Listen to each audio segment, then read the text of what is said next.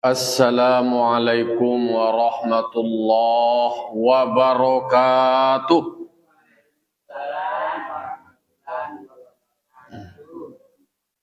Alhamdulillah.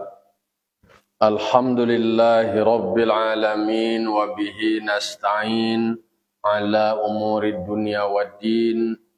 Wassalatu wassalamu ala ashrafil anbiya'i wal mursalin Sayyidina wa maulana wa habibina wa syafi'ina Muhammadin wa ala alihi wa sahbihi ajma'in.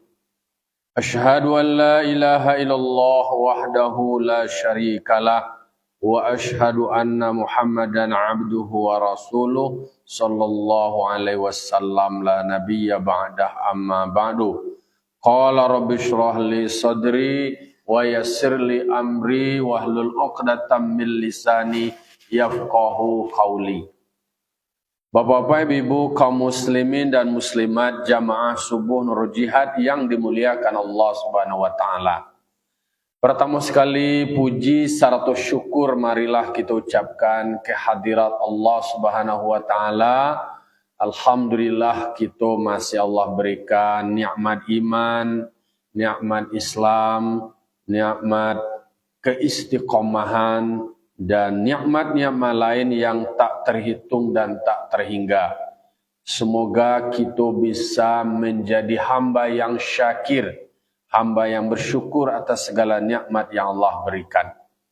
Salam dan salam terkirimkan kepada arwah junjungan kita, yakni Nabi besar Mustafa Muhammad sallallahu alaihi wasallam, tauladan kita, panutan kita dalam menjalani hidup dan kehidupan.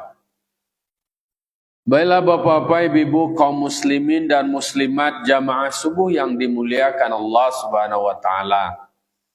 Di dalam surah Al-Maidah nan akan kita lanjutkan pagi kini ayat baralai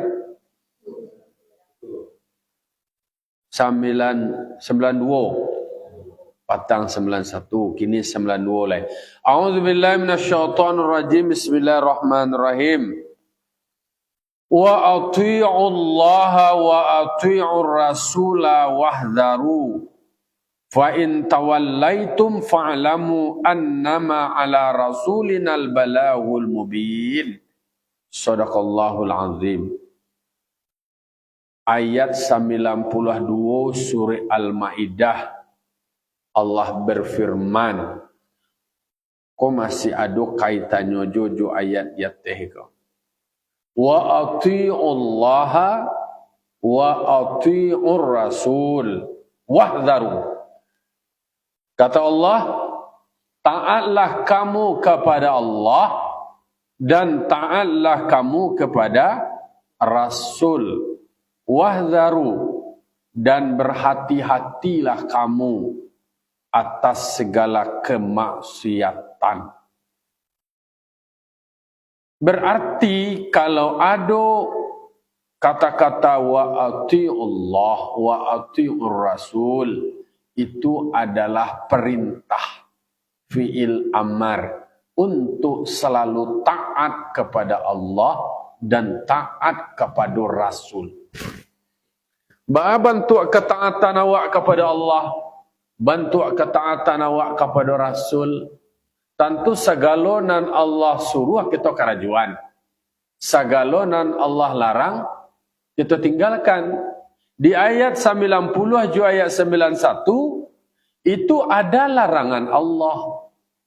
Allah menyebutkan, ya ayyuhalladzina amanu innamal khamru wal maisiru wal ansabu wal azlamu rijsun min amali syaitan fajtanibu.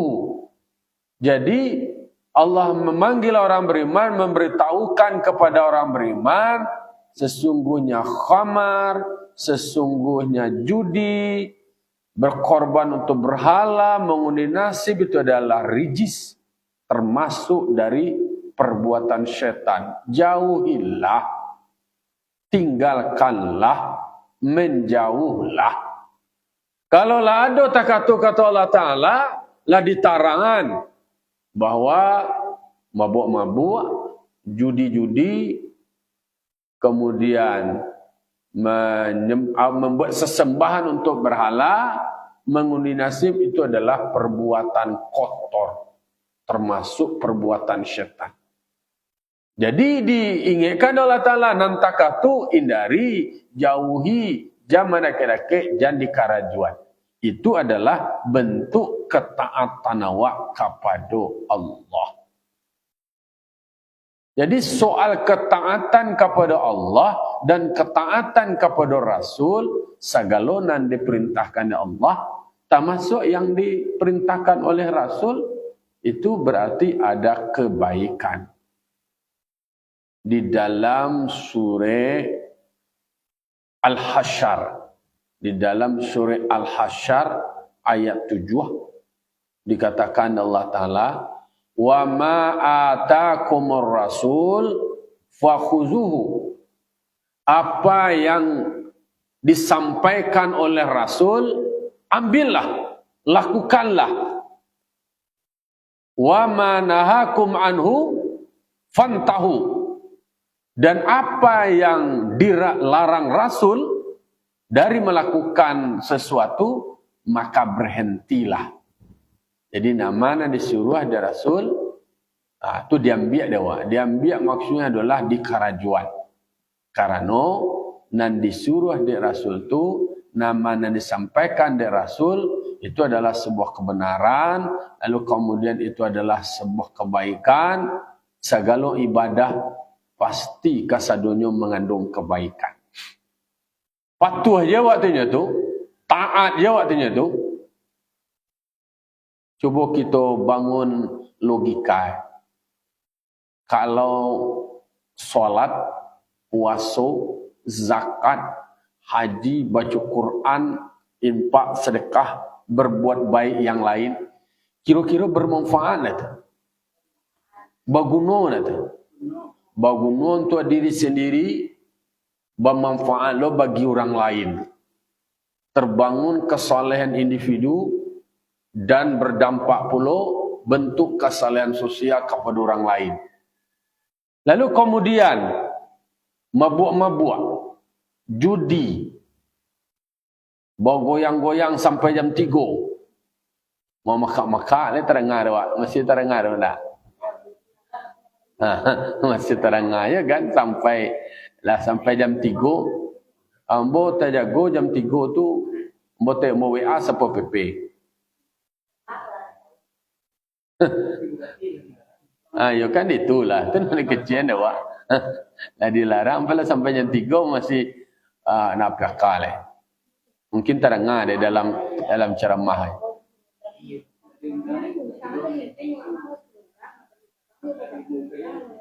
Nah, jadi segala sesuatu yang berbentuk takah tu, mabuk-mabuk, judi, dan sawer-sawer, dan segala macam, kira-kira bermanfaat secara keseluruhan bagi yang lain.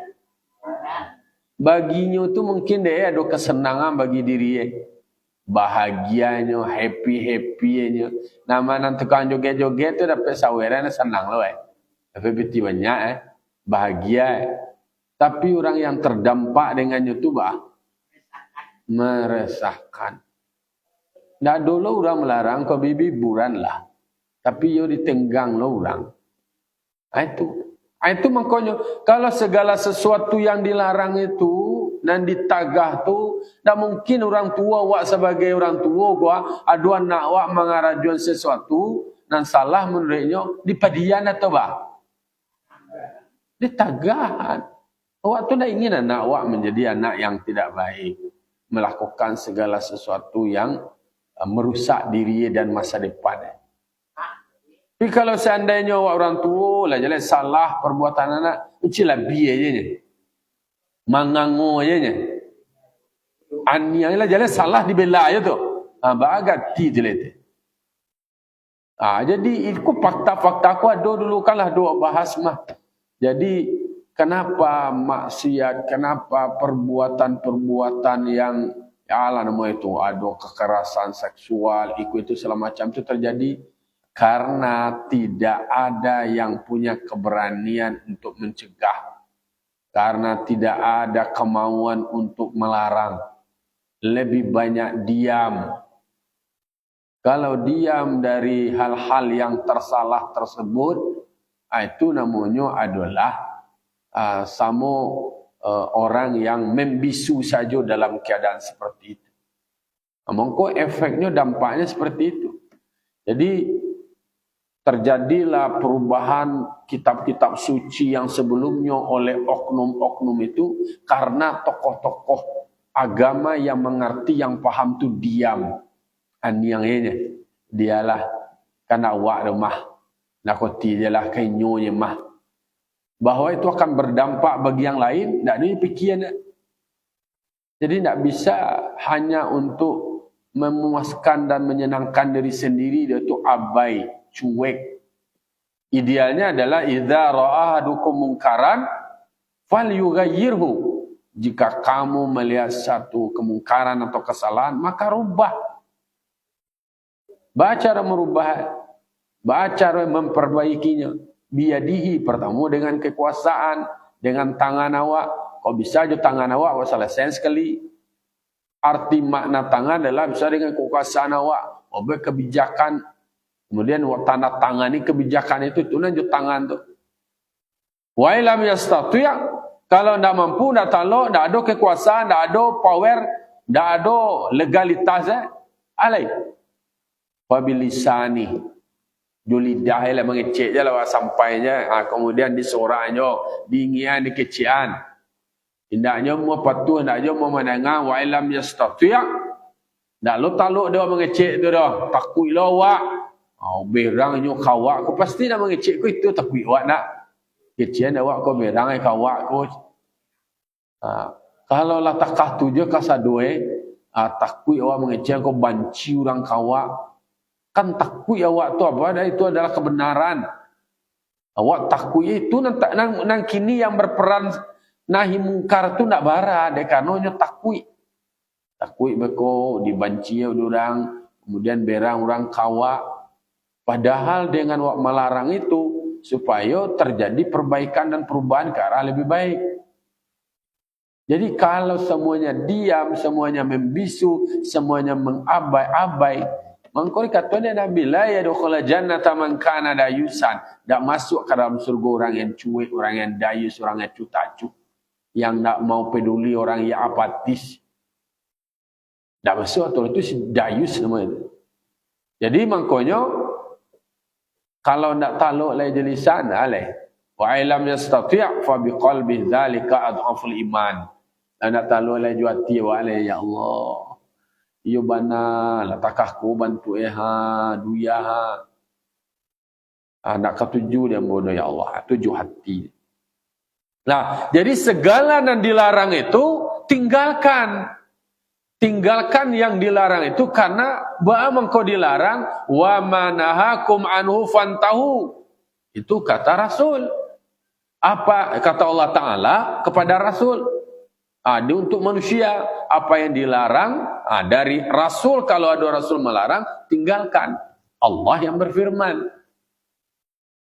Nah, tadi di atasnya di dalam surah Al-Maidah ayat 90. Fajtanibuhu la'allakum tuflihun. Jadi kalau awak ingin sukses, ingin berhasil, ingin nyaman, ingin tenang, ya udah, yang sifatnya akan membuat kehonaran, merusak, itu harus ditinggalkan.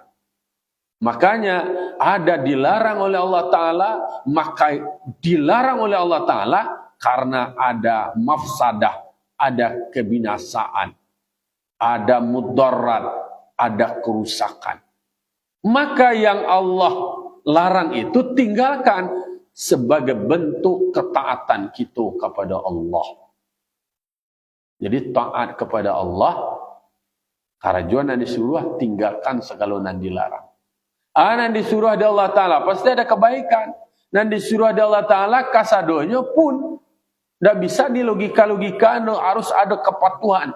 Alasannya adalah patuh, taat. Imtithalu awamirihi, wa ikuti semua yang Allah perintahkan. disuruh dirikan solat, yuk kita dirikan solat. Dipastikan segala yang Allah perintahkan itu semuanya ada muatan kebaikan di dalamnya. Jadi kalau ada orang tua awak menyuruh awak, ya udah, karajokan kalau itu kebaikan. Tapi kalau tidak elok diperintahkan, kalau manusia pasti itu ada campur-campur kepentingannya. Kalau manusia, hati-hati, tetap manusia. Walaupun yang mengaku-ngaku wali, nah, kan ada mengaku wali. Wali, nak dewi, itu nak tegak-tegak tu, itu nama memperalat, memperalat agama untuk kepuasan nafsunya. Kalau manusia tegak tu hati-hati juga. Tapi kalau Allah memerintahkan, berarti ada kemanfaatan di dalamnya, taat awak kepada Allah. Tak perlu logika-logika analisa. Kalau disuruh kan, ada disuruh kalau bagi orang yang manasik haji, disuruh tawaf 7 putaran, disuruh sa'i 7 putaran, melempar jumrah dengan 7 batu. Itu karajuan. Semuanya adalah atas nama kepatuhan. Nabi Ibrahim alaihissalam diperintahkan oleh Allah Ta'ala untuk menyembelih anaknya, karena itu adalah perintah dari Allah. Nah, ada pikir-pikir lagi Nabi Ibrahim itu tak? Ada pikir-pikir. Ya Tuhan, kau keberatan ambo kau nak lain-lain soal menyembah bersembahlah. Engkau mau esakan, tapi kau kamandabi anak kau ya ndak kau dah. Aku nak do Nabi Ibrahim mengecek-ngecek kata. Iko anaklah sekian ratusan tahun dirindukan yang diharapkan. Anak lah gadang falamma balagha mausaya, ketika anakku lah mulai dewasa, akhirnya Nabi Ibrahim disuruh untuk menyembelih anak. Mengeceklah Nabi Ibrahim kepada anak. Ya bunayya inni ara fil manam anni azbahuka fanzur madza tara. Wahai anakku Ibrahim, wahai anakku Ismail. Kecil Nabi Ibrahim, ayah bermimpi tadi malam. Ayah disuruh oleh Allah Ta'ala untuk menyembelih engkau. Baki kira menurut pendapat engkau. Qala ya abati fa'al ma tu'maru. Ya ayahku, kecil Nabi Ismail. Lakukan. Kalau itu adalah perintah dari Allah, karajuan. Sebagai bentuk ketaatan kepada Allah, karajuan. Satajiduni insyaAllah minas sabirin. InsyaAllah kalau tentang diri ambo sabar. Jadi karena itu adalah perintah dari Allah, itu kemudian dikarajuan Nabi Ibrahim. Nabi Ibrahim ketika beliau banyak keajaiban-keajaiban keistimewaan yang karena bakas ya. Nabi Ibrahim juga memang kuat diuji. Kalau untuk taat kau diuji ketaatan. Nabi Ibrahim memang berbagai macam ujiannya. Kalau semakin taat orang kau, semakin tinggi ujiannya. Jadi surah Al-Ankabut ayat 1, ahasiban nasu ayutsraku ayyaqulu amanna wa hum la yuftanun. Jadi manusia mengira bahwa mereka kalau dia menyatakan beriman itu mereka belum diuji. Kalau untuk beriman itu memang manusia kok diuji. Semakin taat, semakin patuh, semakin berkelas akan diuji dengan lebih berat. Kah batang kayu semakin tinggi batang kayu, semakin banyak goncangannya. Tapi takkan Nabi Ibrahim itu memang makamnya makam ketaatan, kepatuhan kepada Allah Ta'ala. Tetapi Allah menjaga beliau. Karena beliau punya keyakinan yang kuat. Tak ada wak mungkin banyak ragu-ragunya wak masih. Tak aku mati ada kena kau. Kalau tak aku maras saya ada kena kau. Kan masih baale wak. Kalau kadar wak masih tak tu. Nabi Ibrahim dengan keyakinannya kalau seandainya soal mati tanpa dibakar api bana mati ini. Jadi ada 3 gonggok dia tu dalam keyakinannya. Pertama, keyakinannya bahwa yang namanya mati, kalau seandainya tanpa api pun membakar, orang mati je ni tanpa dibakar je api. Yang kedua, dek beliau, kalau seandainya Allah mengatakan bahawa indak ju api, mangana api dengan yang lain-lain mati je. Jadi kalau seandainya api kemudian membakar, boleh. Yang ketiga, kalau api membakar mati je mau kesudah. Ya udah, pasti akan dapat pahala dari Allah Subhanahu Wa Taala. Jadi ada onggok tingkat tiga onggok itu. Yang pertama, yakin bahawa tanpa melalui api pun kalau nangka mati itu mati. Tapi yang kedua, kalau nangka indak mati, gampuna tadi malam malatui bana gunung petang kan udah merapi gua merapi. Ba ajalah tu nangka indak mati, walaupun dibakar bana ada api, nan api indak membuatnya terbakar. Kalau nan indak kata Allah, indak. Lalu kemudian kalau nan iyo kata Allah membakar api ke tadi, mati dia, ya udah. Kalau menjaga kebenaran dengan penuh ketaatan, ya aman, tetap mendapatkan pahala dari sisi Allah Subhanahu Wa Taala. Itu adalah bentuk ketaatan. Kalau awak ketaatan awak tu awak bertanya lo ke diri awak dalam bentuk renungan dia awak, refleksi awak. Awak beribadat ba. Kalau niat awak beribadat ba rasa pokok takut karena neraka, apakah haruk ka sarugo.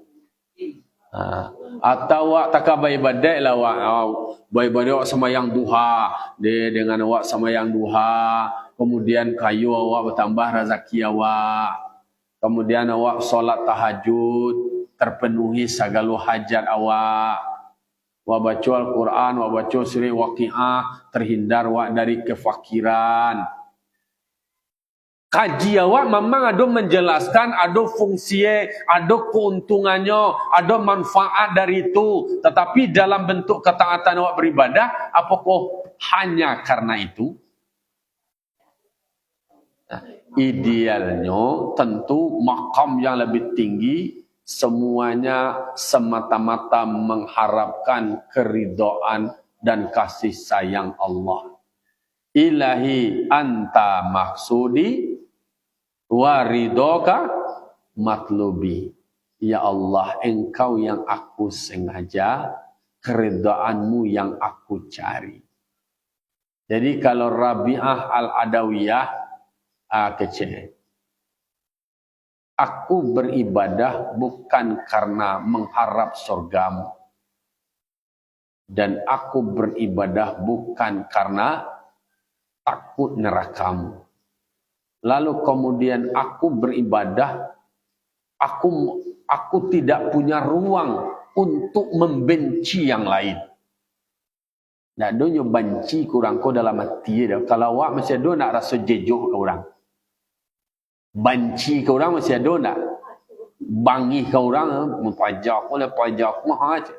Oh, mau memaafkannya tapi melupakan tidak kan masih tak katu je gaya basuh awak rendah.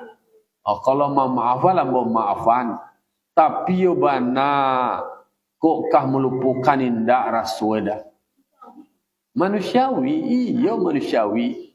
Nah, tetapi kalau level makam yang perlu dudukan dalam istilahnya pengetahuan dan pengajian yang mesti harus awak pahami tingkatan yang tertinggi, tentu awak ketaatan awak di dalam awak melakukan ibadah, tentu harapannya semata-mata mengharap ridho dari Allah Subhanahu Wa Taala. Walaupun termasuk doa yang terbaik yang selalu dibacakan, Allahumma inna nas'aluka ridhoka wal jannah wa na'udzubika min sakhatika wan nar. Ya Allah, kami meminta kepada Engkau ya Allah, yang kami minta keridhaan Engkau dan surga. Jadi ada urutannya dapat keridhaan Allah, lalu kemudian kalau Allah yang ridho, tu kamal ta'anya lain. Ke surga. Bisa saja ditafsirkan bahwa surga itu adalah hadiah dari mendapatkan keridhaan dari Allah. Atau ada wawai atau dua minta dulu keridhaan Allah, lalu dapat ridha Allah, dapat surga. Kalau kadi panggaan amal awak kikira leka cukui rasoi kalau main tandiang kau mentimbang-timbang mentebusan jo cara mainan membandingan barabanan nilai dari ibadah awak. Kikira lah tertimbang nak dengan reward balasan surga tu kikira. Rasanya indah. Maka awak minta tu adalah keridhaan Allah, kasih sayang Allah. Kalau lah dapat ridha Allah, lah dapat sayang Allah, serugu ada serugu itulah katibu gitu. Jadi wak ambil lompatannya tu yang dikunci ini sekali. Wa na'udzubika min sakhatika wan nar. Berlindung awak kepada Allah. Jangan berang Allah kawak, jangan bangi Allah kawak. Tapi kalau mengarajuan yang dilarang di Allah Ta'ala, Allah pasti barang. Tapi mengarajuan yang diperintahkan Allah dengan penuh ketaatan dan keikhlasan, maka ridho dan sayang Allah akan didapat. Jadi maka ketaatan kepada Allah dan ketaatan kepada Rasul itu tidak bisa dipisah-pisah. Maka dua kalimat syahadat, asyhadu an la ilaha illallah wa asyhadu anna Muhammadar Rasulullah. Maka ada ayat mengatakan ati Allah wa ati Rasul wa ulil amri minkum. Dah ada kata-kata wati'u ka ulil amri dah. Kamu taat kepada Allah, taat kepada Rasul. Lalu kemudian kepada pemimpin. Pemimpin yang ditaati adalah pemimpin yang menyuruh manusia taat kepada Allah dan taat kepada Rasul. Tapi kalau seandainya inyo menyuruh orang untuk maksiat, la ta'ata li makhlukin li maksiatillah. Tidak ada ketaatan bagi makhluk, bagi manusia kalau untuk durhaka kepada Allah.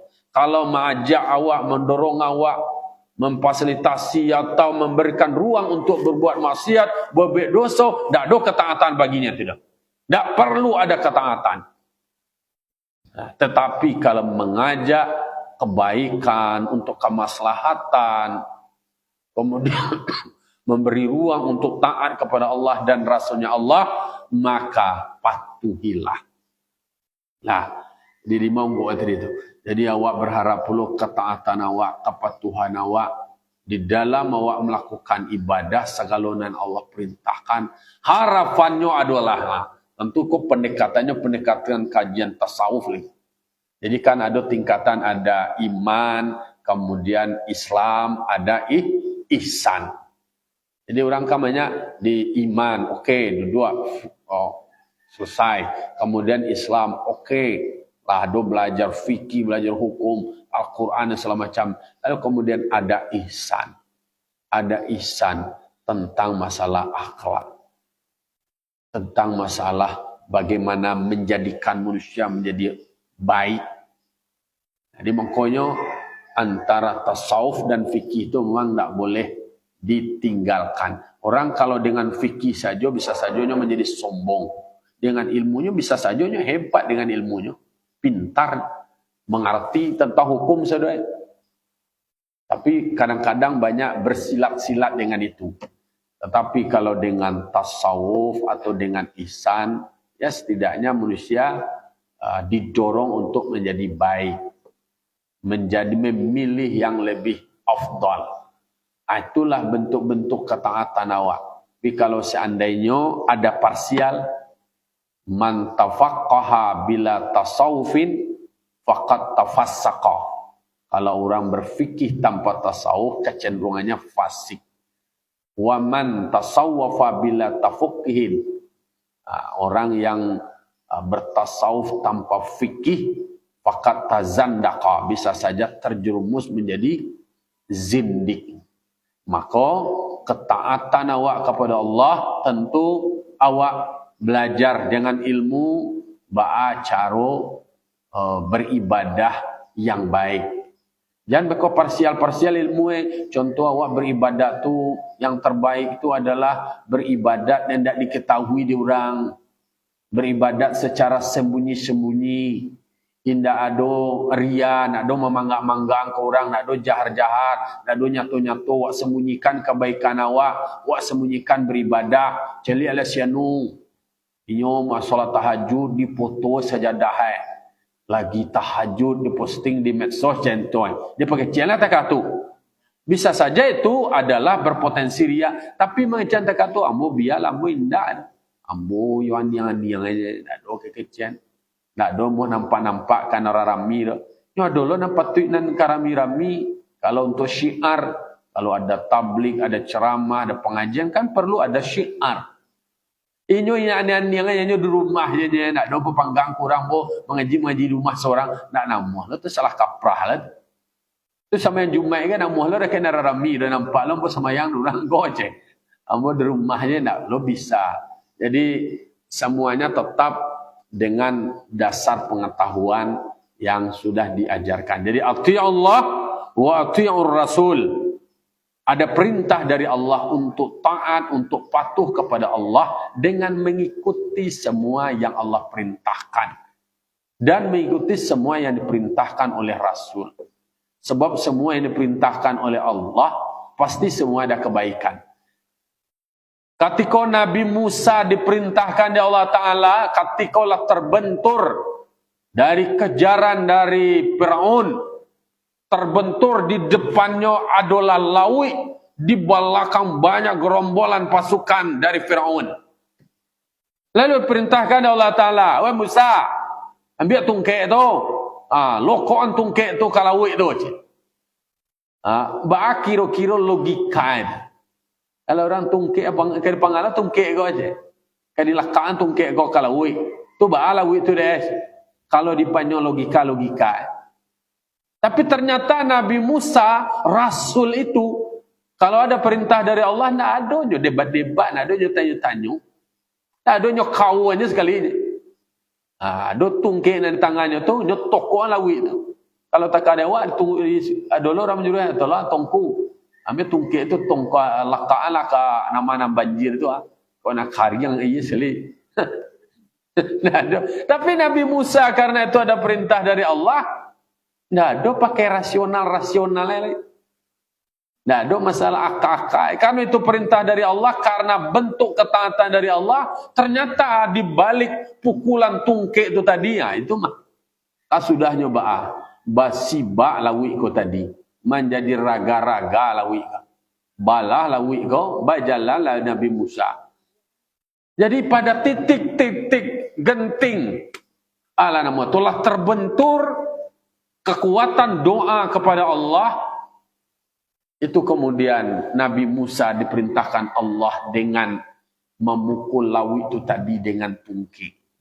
Kalau cuba awak ditukuk laut bandar kau je tungkik awak pasti memacak je ia senek. Senek macam ia. Hendak bara no anu itu dah. Basibak itu. Tak. Iya, dari titik puncak nanti ternyata di balik semua Allah berikan ruang kenikmatan. Jadi fa inna ma'al usri yusra. Jadi kalau awak titik kesulitan yang amat tinggi, ternyata Allah berikan pula ke Nabi Musa level yang luar biasa. Kan jadi mukjizat, menjadi sesuatu anugerah yang luar biasa. Tasibak lawi bajalanlah nyojo pasukannya. Jadi awak pada saat lah terbentur lah segala macam ini ada sampai mengadu kecuali hanya kepada Allah. Allah selalu berikan jalan keluar, Allah berikan solusi. Jam baru lo awak solusinya tekan Nabi Musa, awak bayang lo tekan Nabi Musa lah sekali. Ini kau awak berusaha. Kan teori dari Nabi Ibrahim je tu. Teori dari Nabi Ibrahim, nang kayu kata Allah Ta'ala, baca cara nak indak curang tu. Tak ada orang mindaan. Tapi kalau nak indak Allah Ta'ala, bawa mayu aja. Jadi, Qulillahumma malikal mulki, tu'til mulka man tasha, wa tanzu mulka mimman tasha. Adalah celah, Allahumma la mani'a lima a'taita wa la mu'tiya lima manata. Jadi kalau nan indak kata Allah Ta'ala tu, walaupun api nan sipai api ka membakar, indak kata Allah Ta'ala tu. Indak ka mati jo api tu. Tapi kalau nan iyo kata Allah Ta'ala, indak nan pakai api, nan ka mati tu mati aja. Iyo. Tanpa wasadari. Nah, itu kan contoh-contoh yang direkam Allah di dalam Al-Quran. Itu kemudian Allah ceritakan, semoga bisa menjadi pembelajaran iktibar dan awak bisa mengambil hikmah. Sebenarnya banyak sekali nikmat yang Allah berikan ke awak, tapi kan awak nak sadar kalau bicara soal nikmat. Awak anggap itu biasa-biasanya. Biasa-biasa. Tapi ketika diuji di Allah Ta'ala dengan musibah, oh ayo, ada kan baca kok. Paki-paki sampai ke langit ke tujuan. Kan itu dikatakan. Idza masahul khairu manu'a. Dapat kebaikan, dapat kemanfaatan, keberuntungan, kesuksesan, keberhasilan. Nah, kecenderungan berpotensi manu'a ongeh. Ongeh, tak bersyukur, sombong. Kau dah denenya kau. Nah, dua campur tangannya kira. Matu Tuhan pula kau jari payah boko, prestasi yang boko, ambo yang manuan kau. Wa idza masahu syarru jazua. Kalau ditimpa kesulitan, kesusahan, galau, risau, panik, wayoi. Jadi makanya ternyata itulah manusia. Iya. Pokoknya tugas awak memohon kepada Allah, meminta kepada Allah Ta'ala. Wa idza azamta fatawakkal 'ala Allah. Kalau benar soal keputusan lain itu Allah Ta'ala menakdirkan. Takah Nabi Ibrahim itulah. Kalaupun mati dan kata Allah Ta'ala tanpa dibakar, manakah mati. Tapi kalau nindak mati kata Allah Ta'ala, ba'ajo kaba'a hukuman azab mau dibakar, mau dipangalah. Kalau nang kaindak kata Allah Ta'ala indak. Kalaupun kemudian dia dibakar tu mati, tapi dalam menjaga kebenaran, ya berarti Allah akan sia-sia. Allah akan berikan balasan yang terbaik. Kini berarti ati Allah wa ati Rasul, patuh ialah. Patuh saja. Ikuti segalonan di Karajon Basua waeko sepanjang berjalan di rel regulasi takatu SOP takatu kok kah salah disalahnya wak diurang kok kah disalahannya juga yo karena itu je babuik salah bana wak kalau orang nang melindung kan dona melindungi kini kau wak lakukan kebenaran sesuai dengan relnya. Kalau seandainya awak akan difitnah orang, dia nak fitnah ya tak tujuan itu. Kini taat saja. Patuh kepada Allah dan patuh kepada Rasul. Wahzaru dan jaga dirimu dari kemaksiatan. Kalau bahasa awak menghindar dari kemaksiatan. Buat minimalisirlah. Kadang-kadang awak kau kan masih banyak aja maksiat mato, maksiat telingo, maksiat muncuang hati, pikiran. Bau sahuja wak tarikh menghindar. Menghindar tentu termasuk juga menyeleksi pergaulan. Kalau wak baca hadis sebelumnya mah ar-rajulu ala dini khalilihi. Seseorang itu akan dilihat dari agama temannya. Jadi oleh karena itu fanzuru mayukhaliluhu. Perhatikan dengan siapa dia bergaul. Ya kalau bakawan orang ahli maksiat, yo kanai juga awak. Jadi cara untuk menjaga diri awak, ya udah aktif dalam majlis ilmu, majlis taklim, majlis zikir, majlis salawat, ahli ibadah. Itu yang setidaknya mare mengontrol, menjaga wahzaru. Berhati-hatilah. Berhati-hati awak. Namanya manusia, iyalah. Tentu selalu menjadi dalil ya wak kan. Selalu manusia, selalu khilaf, selalu salah, bersifat lupa. Fa in tawallaitum kata Allah, jika kamu berpaling dari ketaatan, jauh dari ketaatan, menghindar dari ketaatan, harusnya berbuat baik, bisa awak lakukan. Ketika awak punya kekuasaan, harus berbuat baik. Ketika awak punya kelebihan ilmu, bisa berbuat baik. Ketika awak punya kelebihan harta, bisa berbuat baik. Tapi itu tidak dilakukan. Punya ilmu, tidak dibuat berbaik, tidak mau menolong orang. Punya harta, tidak mau menolong orang. Punya ilmu, tidak maunya berbagi. Punya kekuatan, tidak mau menolong yang lemah. Punya kecerdasan, tidak maunya memberikan pengetahuan ke orang lain. Berpalingnya, kalau fa'in tawalaitum fa'lamu annama ala rasulinal balagul mubin. Ketahuilah, kalau soal rasul, tugasnya adalah menyampaikan. Lah beliau sampaian, lah beliau tarangan. Aikonan batua, aikonan putih, aikonan salah, konan hitam, konan disuruh, konan ditagah. Aku kalau di karajuan aku akibat kalau ditinggal aku akibatnya aba ada wak tinggal dia wak keputusan lain. Kalau bapak liang, ya udah resikonya tentu kawak berdampak kawak dan bisa berdampak kepada yang lain. Artinya adalah bahwa Rasul termasuk para ulama sebagai pewaris Nabi telah menyampaikan. Kalau soal balih membalih itu keputusan dari Allah Ta'ala. Siapa yang kemudian yang berbuat baik dengan semua nikmat yang Allah berikan kepadanya, nikmatnya itu kemudian inyo manifestasikan dengan kebaikan, berdampak menjadi baik kepada orang lain, maka yang akan membalihnya adalah Allah Subhanahu wa Ta'ala. Jadi makanya apa yang Allah perintahkan, apa yang Rasul perintahkan, semuanya orientasinya adalah kebaikan. Idealnya pemimpin juga begitu. Tasarruful imam ala ra'iyati manutun bil maslahah. Kebijakan pemimpin terhadap rakyatnya harusnya ditasarrufkan berorientasi untuk kemaslahatan dan kemanfaatan. Takatu pula awak sebagai orang tua, sebagai mama, sebagai kakak, hendaknya adalah bisa bermanfaat bagi kemanakan, bagi anak, bagi adik dengan kebaikan-kebaikan untuk mendorong orang berbuat baik.